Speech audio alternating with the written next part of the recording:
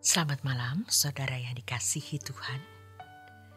Kita melewati hari-hari kita dengan begitu cepatnya. Tidak terasa kalau pada malam hari ini Anda kembali bisa beristirahat setelah sepanjang hari ini melakukan berbagai kegiatan. Mari malam hari ini kita mendengarkan renungan malam, mengantar Anda untuk segera beristirahat bersama saya, Yohana Ibrahim. Saudara, kebenaran ini harus dimengerti dan diterima. Bahwa dalam pembentukan kita menuju kesempurnaan yang dikerjakan Tuhan melalui Roh-Nya, Allah menggunakan manusia di sekitar kita untuk proses tersebut. Besi menajamkan besi. Manusia ditajamkan oleh sesamanya. Ditajamkan di sini maksudnya adalah dibuat makin dewasa, sempurna, matang, dan berkenan kepada Allah. Allah memakai manusia lain untuk itu. Orang Kristen di abad mula-mula mengalami aniaya yang sangat luar biasa. Sebab mereka harus hidup di tengah-tengah masyarakat sebagai utusan Tuhan. Ternyata penderitaan yang mereka alami karena aniaya tersebut justru menguduskan mereka, yaitu membuat mereka berhenti berbuat dosa. 1 Petrus 4 ayat yang ke-1. Selain itu, aniaya membuat mereka tidak berkiblat ke dunia. Mereka dilatih untuk meninggalkan dunia dengan segala kesenangannya, sehingga hati mereka hanya tertambat pada Tuhan dan kerajaannya.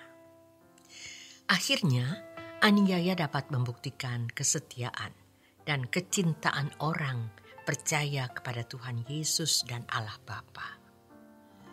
Oleh sebab itu, kita tidak perlu membanggakan mereka yang dapat hidup menyepi, meninggalkan keramaian, melepaskan kesibukan hidup seperti dialami oleh orang yang hidup di perkotaan. Justru mereka yang hidup di perkotaan lebih sulit untuk menjalani hidup dengan tantangan yang sangat berat. Banyak orang berpikir bahwa mereka yang hidup di kesunyian melepaskan keduniawian dengan cara meninggalkan kehidupan kota. Berarti sudah melepaskan segala sesuatu. Sebenarnya, melepaskan segala sesuatu itu wajarnya bukan demikian. Melepaskan segala sesuatu berbicara mengenai kesediaan untuk tidak terikat dengan dunia. Di tengah-tengah kemungkinan memiliki dan menikmatinya. Kalau seseorang tidak memiliki potensi dan kesempatan untuk meraih dunia lalu, kemudian meninggalkan dunia, bukan berarti ia telah melepaskannya secara proporsional. Paulus dapat memiliki segala sesuatu, tetapi ia melepaskannya dan menganggapnya sampah. Filipi 3 ayat 7-9. Seseorang tidak bisa dikatakan tangguh berpuasa kalau berada di padang gurun di mana tidak ada air dan makanan. Seseorang bisa dikatakan tangguh berpuasa kalau berada di tempat di mana limpah air dan makanan, tetapi tidak menikmatinya. Harus diingat bahwa Tuhan Yesus tidak memerintahkan orang percaya meninggalkan dunia untuk bisa mencapai kesucian. Justru Tuhan mengutus orang percaya untuk hadir di tengah-tengah dunia ini. Dari isi doa Tuhan Yesus Yohanes 17 ayat 15 sangatlah jelas bahwa orang percaya harus ada di tengah-tengah masyarakat dalam kehidupan di dunia yang jahat ini, bukan menghindarinya. Dalam bagian lain di Alkitab, Tuhan Yesus mengatakan, "Lihat, Aku mengutus kamu seperti domba di tengah-tengah serigala. Sebab itu hendaklah kamu cerdik seperti ular dan tulus seperti merpati. Matius 10 ayat yang ke-16. Saudara, perlulah kita memperhatikan apa yang diajarkan Alkitab.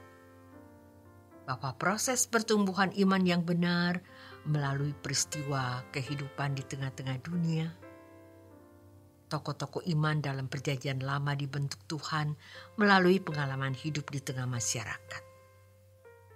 Yusuf didewasakan melalui saudara-saudaranya dan pengalaman di tengah masyarakat Mesir. Kejadian 37 ayat yang ke-39. Didewasakan ini sama artinya dengan dibangun semakin suci.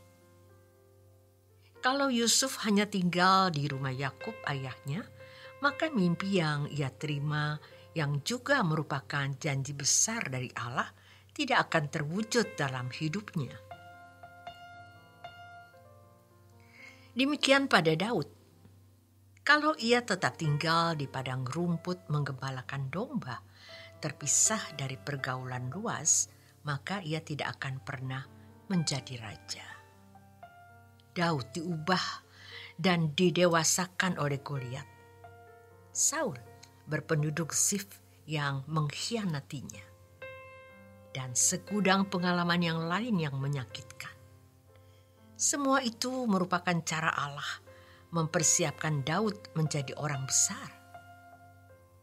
Kita percaya bahwa Amsal 27 ayat 17 memuat tuntutan hidup yang sangat penting. Dalam ayat ini tertulis bahwa besi menajamkan besi, orang menajamkan sesamanya. Teks itu dijagai tetap eksis oleh Tuhan sampai hari ini, agar dari dalamnya orang percaya dapat menimba kebenaran. Oleh karenanya, sangat disayangkan kalau kita tidak memperhatikan apa yang diajarkan oleh Amsal tersebut. Melarikan diri dari keramaian merupakan usaha untuk mencari mudahnya hidup, seperti pengecut yang takut perang. Kita yang hidup di kota memiliki pergumulan yang jauh lebih berat untuk hidup tidak bercacat dan tidak bercelah. Karena pengertian yang salah, bahwa kesucian bisa dilakukan dengan meninggalkan kesibukan wajar di tengah masyarakat atau pergi ke tempat yang jauh dari keramaian. Mengakibatkan banyak orang Kristen awam merasa tidak mungkin bisa menjadi orang suci karena tidak dapat meninggalkan kesibukan hidup di dunia ini. Nah, dengan penjelasan tadi, diharapkan mata pengertian kita dibukakan untuk memahami kesucian yang benar. Dalam pembentukan kita menuju kesempurnaan yang dikerjakan Tuhan melalui Roh-Nya, Allah menggunakan manusia di sekitar kita untuk proses tersebut. Saya percaya malam hari ini renungan malam dapat mengantar Anda menuju keperaduan malam. Tuhan Yesus memberkati.